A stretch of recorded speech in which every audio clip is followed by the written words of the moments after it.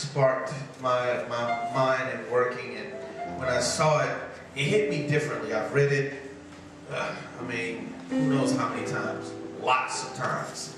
It's not something that's, deep hidden and, something you don't see very often, but it is something that we see quite often. So, again, being followers of Yeshua. So let's turn to Matthew chapter 4. Matthew chapter 4.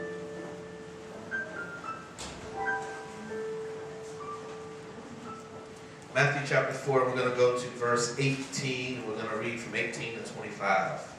So Matthew chapter 4, verse 18. We're going to read down to the end of that chapter. Matthew chapter 4, verse 18. Matthew chapter 4, verse 18. And it reads, And Yeshua, walking by the Sea of Galilee, saw two brothers, Shimon called Kepha, and Andre his brother, casting a net into the sea, for they were fishermen. And he said to them, Follow me, and I shall make you fishers of men. And immediately they left their nets and followed him. And going on from there, he saw two other brothers, Yaakov, the son of Zebedee, and Yohanan, his brother, in the boats with Zebedee, their father, mending their nets. And he called them. And immediately they left the boat and their father and followed him. And Yeshua went about all Galilee, teaching in their congregations and proclaiming the good news of the reign, and healing every disease and every bodily weakness among the people. And news about him went out into all Syria, and they brought to him all who were sick and afflicted with various diseases and pains, and those who were demon-possessed and epileptics and paralytics. And he healed them. And large crowds from Galilee and Decapolis and Jerusalem and Yehuda and beyond the Jordan followed him. Let's look at Matthew chapter 9. We're going to read verses 9 and 10. Matthew chapter 9, verses 9 and 10. And as Yeshua passed on from there, he saw a man called Matthew sitting at the tax office. And he said to him, Follow me. And he rose and followed him. And it came to be, as Yeshua sat at the table in the house, that many tax collectors and sinners came and sat down with him and his taught ones. Now let's go to Mark. Mark chapter 5. Again, all of these are very, very familiar. We know what's happening here, that the disciples are being gathered, and that there are those that are following Yeshua. Mark chapter 5, verse 35, I'm going to read from 35 to 37. And it reads, But having heard the word that was spoken, Yeshua said to the ruler of the congregation, Do not be afraid, only believe. And he allowed no one to follow him except Kepha and Yaakov and Yohanan, the brother of Yaakov. And he allowed no one to follow him. Now earlier, what did he do? He selected who to follow, right? He told them to follow him. Now, here's the thing that struck me. I was reading in Matthew 4. Reading in Matthew 4. In Matthew 4 and 19, Matthew 4 and 19 says, And he said to them, Follow me, and I shall make you fishers of men. And immediately they left their nets and followed him. One of the things that we tend to do with Scripture is make it so fictional and so unrelatable that we will believe things that don't make sense because that's just simply what we've been taught, or that's our first blush reading and understanding. But we as students of the Word have to work hard to understand from a very logical standpoint the things that we're reading. And so my mind, I have been working extremely hard for, at this point, several years, to always look at Scripture from a very basic standpoint first. Forget the overcomplication, forget the I'm gonna jump around and hoop and holler talking about, we got to follow Messiah. That is true. But how many of you are willing to be on your job? This is what they were. On their job, and a man walks up to them and says, stop what you're doing, clock out, and follow me. That's the realness behind it. That is the realness behind it. And by the way, in this time that we're talking about, we have to understand certain things. Number one, that fishermen were paid very well. Fishermen were paid very well for their fish. You know, and so they were entrepreneurs, they were business owners. This is why you even see in Mark, I think that was Matthew 9. Let me make sure I remember this quote. Matthew 9 was the tax collector. So, in Mark. So in Mark 5, we see that there was two generations represented there, because there were not just the sons of Zebediah, but there was also Zebediah himself, correct? And so they were there. Mark 5. Let me make sure that I get that right on this quote in Scripture. And so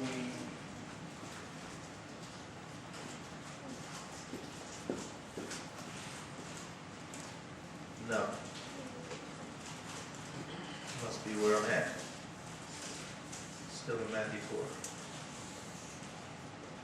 Let me get that right. Let me see. Go back. All right, so it's just further down in verse 21. You have both the two brothers, Yaakov and Yohanan, and their father, Zebediah.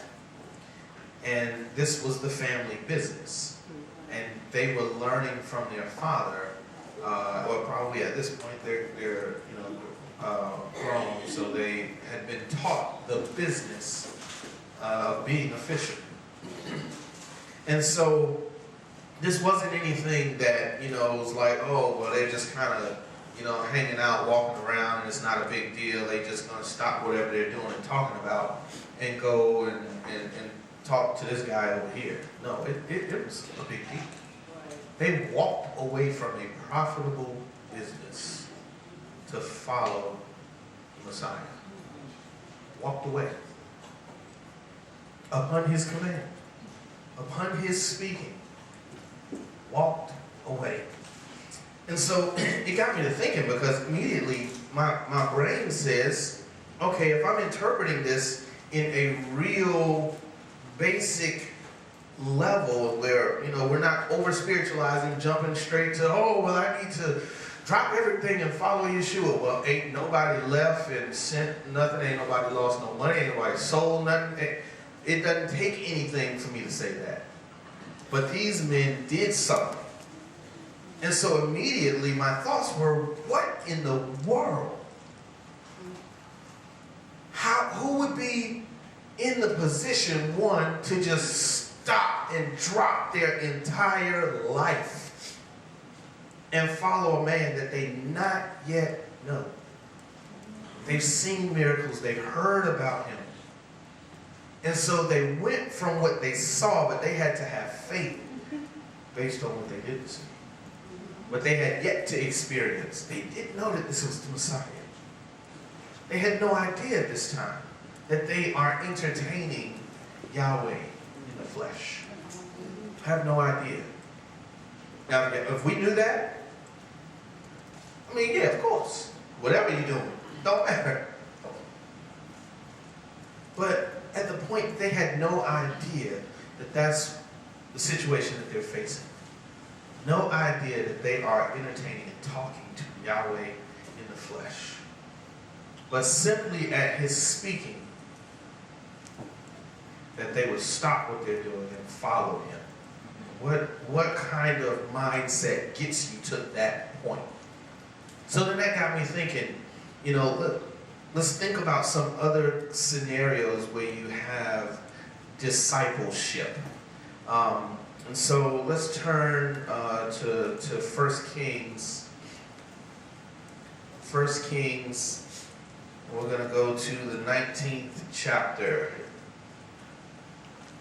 1 Kings 19. We're going to look at verse 19 through 21. Verses 19 through 21 of chapter 19.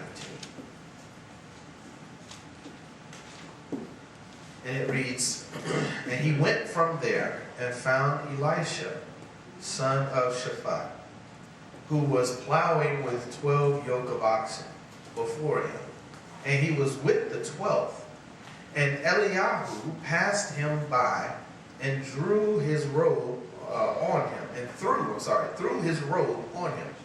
And he left the oxen and ran after Eliyahu and said, 'Please let me kiss my father and my mother, and then I follow you.' And he said to him, 'Go, turn back, for what have I done to you?' And he turned back from him and took a yoke of oxen and slaughtered them and cooked their flesh, using the implements of the oxen, and gave it to the people, and they ate. Then he rose up and followed Eliyahu and became his servant." That easy. That immediate. That simple. He heard the call, he recognized it, and he pursued it. So, I'm thinking, okay, this is, there's always these cultural differences, right? So there's these things, we have to bridge these gaps between what we're used to as a society, as a people, and what is considered normal for these times. What are some other ones? Y'all talk back to me. What are some other scenarios where we have a discipleship relationship in Scripture? What are some other scenarios? China? When Keith would have to deny Yeshua, that's what I can think of on top of my head. So the question is, where do we have scenarios where someone is following someone else, where there's a discipleship? Moses and Aaron. Moshe and Aaron. Ruth and Naomi. Ruth says, "Your people will be my people." She dropped everything. What other scenarios can you think of? Where you have someone who follows someone else, a discipleship. Noah and his family. Noah and his family. Noah and his family. They got on the ark. Knows a whole lot of people that didn't. 99.9% of the world didn't believe him. Right. What else? What other scenarios? What about Abraham when he left his father's house to follow the Most High? Yeah. Abraham left his house to follow the Most High, but what about the people who followed Abraham? Look at Lot. Lot attached himself to his uncle, and he followed him, right? What other scenarios can you think of? King David In Joshua, yeah. Say it again. King, Okay, Yehoshua and Moshe. That was a discipleship for sure. what, Jonathan and David?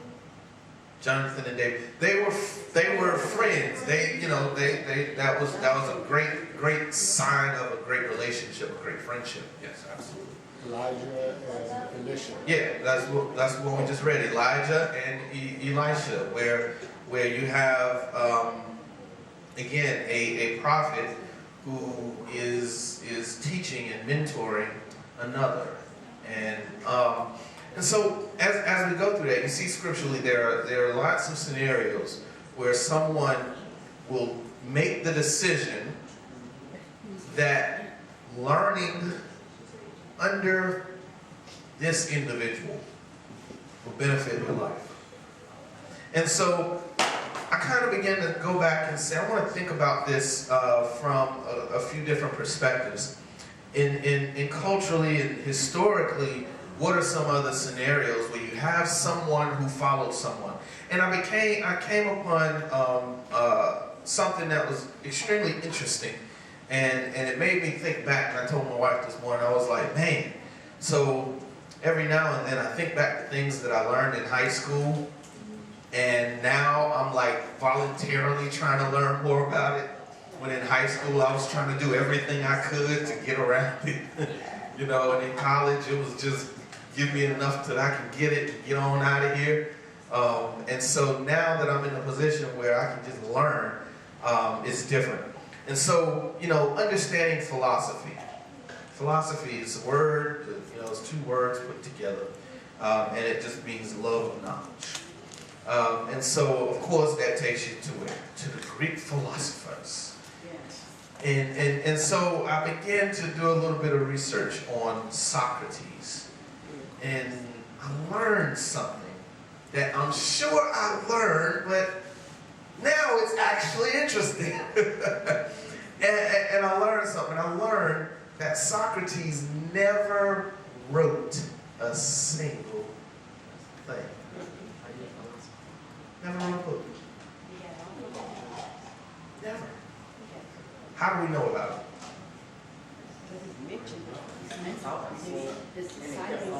His disciples.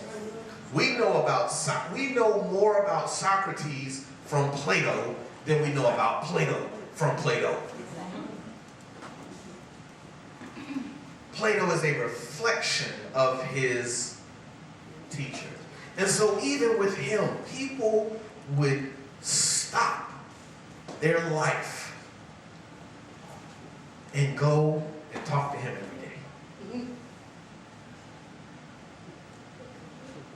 Just to learn. Just to gain what they saw as wisdom.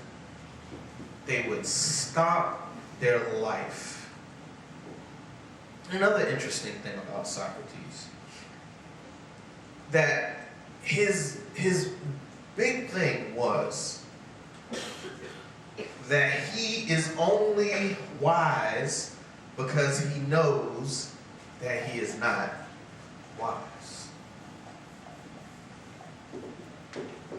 The thing that makes him wise is him knowing that he's not wise. And he says he went around and questioned people who were thought to be of great wisdom because he was told that he was the wisest man alive. And he's like, it can't be. There's got to be somebody wiser than I. And so he began to question and talk to people who were considered great thinkers and the wisest of the wise. And he said the thing that he gained was that he began to understand that they did not understand what they did not know. It's hard to know when you don't know. That sounds like I'm writing something, right? But think about this. Think about this. How difficult is it to know something when you have no idea that you're even supposed to know that you don't know? You just don't know. But if your assumption is such that you know everything, then you'll never find the things that you don't know. So he was constantly in pursuit of knowledge because he considered himself as having the lack of knowledge. So the thing that made him, let's make it simple. When do you eat? Case in point. And when don't you eat? You fool. When you full. That, I mean, you know, what some people do, but you know. I'm pretty sure I'm probably about to do that because I got some of that cake back there. Yeah, I'll do that. But, but think about it. If you're in a position where you feel that you are full, there is no need for you to continue eating. And so if you're in a position where you constantly know and understand consciously that you are hungry, you will continue to pursue. And that's what his biggest thing was. And that's what he considered made other people unwise. He said, it's no difference between us. It's not that I know something so wonderful that they don't know.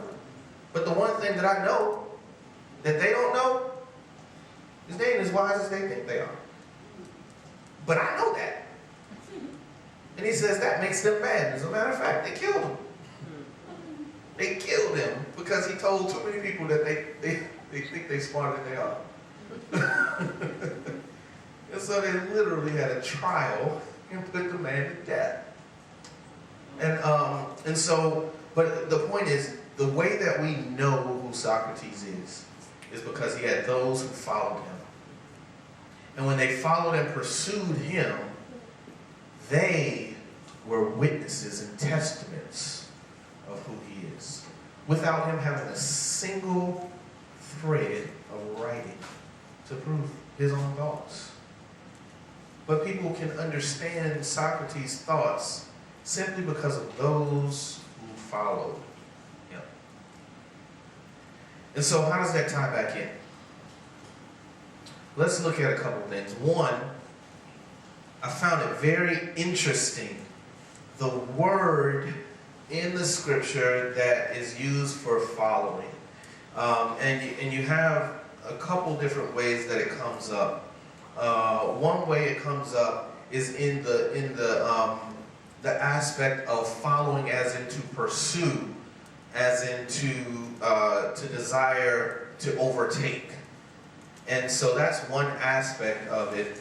The other aspect of it is very, very interesting. I want to give you guys the actual concordance reference for it. And we're going to go to Genesis chapter 24 in looking at this. And you know that this is where Eleazar, being the servant of Abraham, is finding a bride for Yitzhak, or Isaac. And so we're going to start at verse 1 and read down. And we will stop at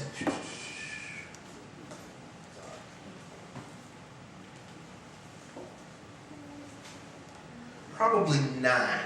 Yeah, we'll read from 1 to 9. Genesis chapter 24, verse 1. I'm going to read down to 9. And it reads, and Abraham was old, advanced in years, and Yahweh had blessed Abraham in every way. And Abraham said to the oldest servant of his house, who ruled over all that he had, please put your hand under my thigh, so that I make you swear by Yahweh, the Elohim of the heavens and the Elohim of the earth, that you do not make a wife for my son from the daughters of the Canaanites, among whom I dwell, but to go to my land and to my relatives, and take a wife for my son Yitzhak, or Isaac. And the servant said to him, what if the woman refuses to follow me to this land? Do I then take your son back to the land from which you came? And Abraham said to him, beware, lest you take my son back there. Yahweh Elohim of the heavens, who took me from my father's house and from the land of my relatives, and who spoke to me and swore to me, saying, to your seed I give this land. He sends his messenger before you, and you shall take a wife for my son from there. And if the woman refuses to follow you, then you shall be released from this oath. Only do not take my son back there. Then the servant put his hand under the thigh of Abraham, his master, and swore to him concerning this matter. We understand with him putting his hand under his thigh, he is going into a covenant with Abraham concerning and centered around his generations. Why? Because the promise that was made to Abraham was what? For him to be the father of many nations. Right? And so that speaks to his promise. How important is this? Very. Extremely. That if he doesn't, now we can go all the way back. How important was it that even with Hagar and Ishmael, he had to send him away, right? It was so important that every step along the way, getting to these generations that will come, had to be in line. And we know if we press the fast forward button, that at the end of the day, it comes down to one thing. And that is the bloodline of the Messiah. And so that's how important it was that he was to get a wife from where he was told. Right? And so, but what did he say? What did he say? He says, well, what if she doesn't follow me in verse 8? What if the woman refuses to follow you? And he says, you shall be released from this oath.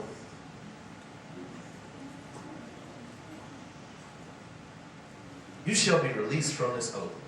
Let me explain how important this is. This is how important this is. When Eleazar was going into covenant, he was doing what? Swearing an oath. He was making a promise. And it was so important that Abraham made him actually go into that oath and didn't just say, oh, hey, go get my son a wife. But he made him go into a covenant. And in doing that, the response from him was, he was extremely concerned about recognizing her. And we know that as you keep reading. Recognizing when he saw her. His other concern comes out right here, and it is what? What if she doesn't follow me? What if she refuses to return with me? What if Yahweh has shown me that this is her, but she decides not to follow me? Because hopefully what I've described earlier is how crucial this decision can be. That we read where fishermen who had successful businesses that they were operating, second generation, was going to just drop everything and follow the Messiah.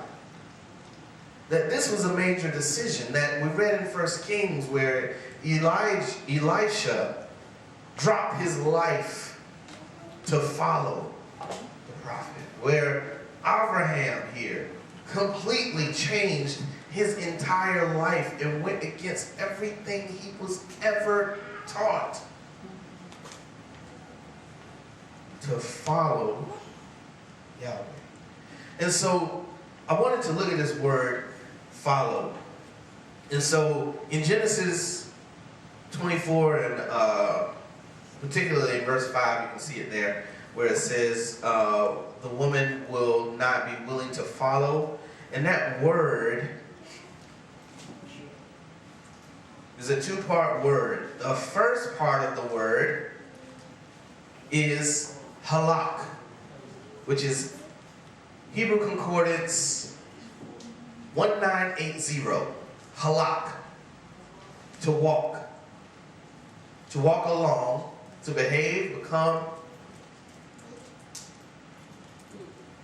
And the second part of the word, again, that one word follow is two words in Hebrew. Halak, and the last part of the word is akar. And the akar, that part means the hind part. The hind part after.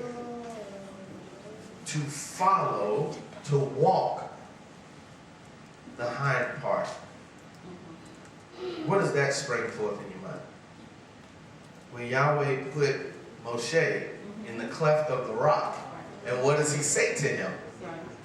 He says, I will hide you. There's a place in the cleft of the rock, a place with me, where I will hide you, and I will place my hand over the rock, and I will walk by, and I will allow you to see my hind parts.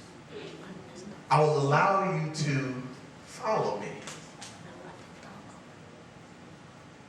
Now, how important? Let's tie this over. How important is it that we call ourselves, and we hope that in Revelation, at the wedding ceremony of the Messiah, what do we hope to be? The bride. The bride. We hope to be the bride. Now, what if we are not willing to follow? The messenger that is sent to capture us, he is what? Genesis 24. He's released. The messenger that is sent to capture us has been released. Why? Because we have made the decision that it's too much to give up. It's too much to give up. And so now I go backwards to where we started. And I challenge your minds as I challenge myself. I challenge you in this. I want to go back here. Let's go to Matthew 4.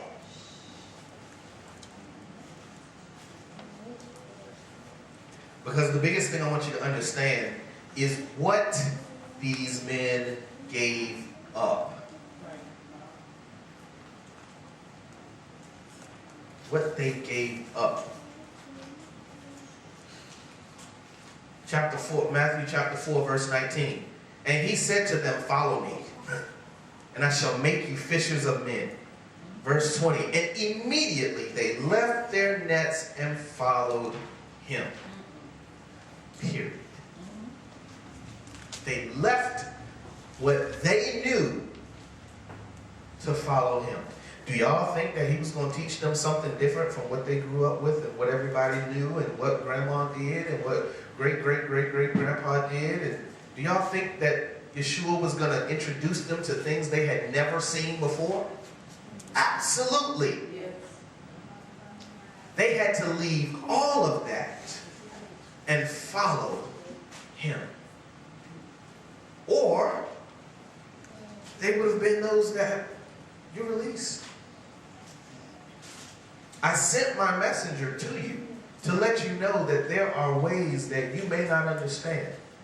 But trust me, follow me, pursue me, and I will reward you. And then he says what? He is our exceedingly great reward. So when you follow me, what does he say? That you will find me. When you seek after me with your heart, that you will find me. And so, once again, let's jump over to the Mark reading that we did. Mark 5. Mark 5:35. Because the thing here, 37. Mark 5:37, it says, and he allowed no one to follow him except for Kepha and Yaakov and Yohanan the brother of Yaakov. Now, remember when we read earlier in Matthew 4, as we got to the bottom, what did you see? What did you see? You saw people that he handpicked and said, follow me, follow me, follow me. But then you also saw what? Crowds, people, right? Just a whole bunch of folks. And what did Yeshua say about that later on? He says, some of you are here for what? The fish and the loaves. And then he even spoke in parables in the midst of the big groups. Why? Why did he speak in parables in front of the big groups? He explained it. He says, because it is not for you, for them, I'm sorry. It is not for them, but the secrets to the kingdom are for you. They're for you. And so I speak over their head. You know, and I still hear people that will say, you know, Jesus spoke in parables because he wanted everyday people to understand what he was saying. Well, that ain't what he said. What he said was, he spoke directly to them, and hearing they heard not. Right. Seeing they see not. Thus, the prophet Isaiah has been fulfilled. Right here, I just spoke something, and it's over your head. You don't even know what you're doing. But here, come a little closer. Follow me.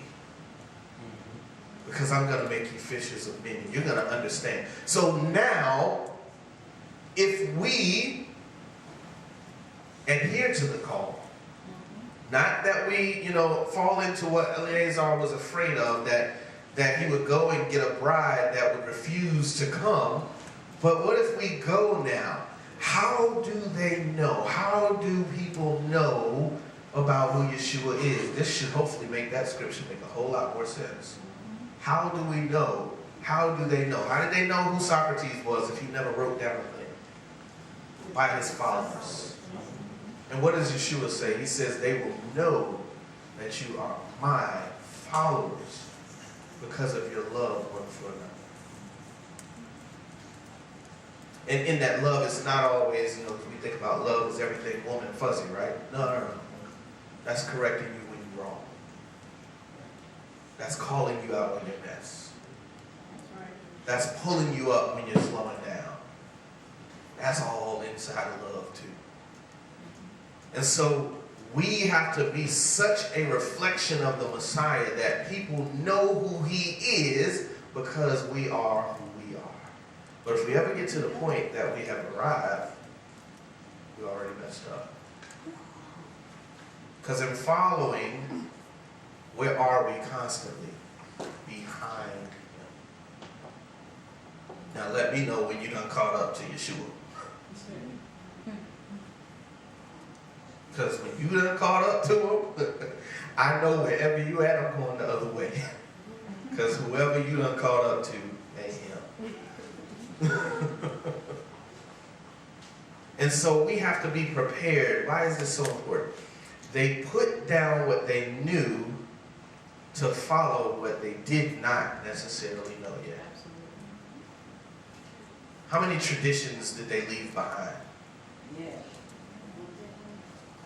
How many, we've been doing this in my family for generations, did they leave behind? How many things did they say, being obedient to him is more important than what I think I already know? Being and understanding who he is more important than me holding on to who I think I am. Why? Because we're supposed to reflect who? Him. We should look like him. We should do the things he did. We should understand what it is that made him tick. Why? Because those same things should make us tick. Because that makes us now disciples. That makes us followers. So we got to get rid of those phrases like, this is a tradition in our family, or, this is just the way it is, or, All of these things that we hold on to when we're reluctant to dropping our net and follow the Messiah. Why? Because the most dangerous thing we have read is in Genesis 24, where Abraham says to Eleazar that if the bride refuses to follow you, you are released from that covenant. And then we see in Mark where Yeshua said, nah, don't follow. We don't want to be those people. We don't want to be those people. So we should be ready and willing as being followers of Yeshua. You gave us a drop promise that we would find you. everything we think we know in pursuit If we search for you with our whole heart. of Messiah. Amen. So we give you our whole heart tonight.